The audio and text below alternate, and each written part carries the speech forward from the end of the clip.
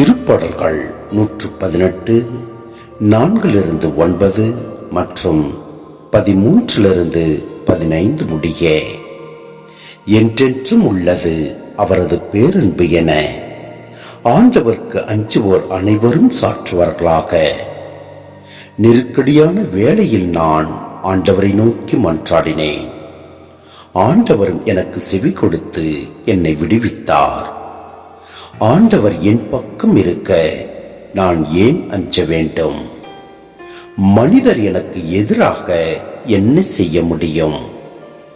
எனக்கு துணை செய்யும் ஆண்டவர் என் பக்கம் உள்ளார். என்னை வெறுப்போருக்கு நேர்வதை கண்ணார காண்பேன். மனிதர் மீது நம்பிக்கை வைப்பதை விட ஆண்டவரிடம் தஞ்சம் புகுவதே நலம்.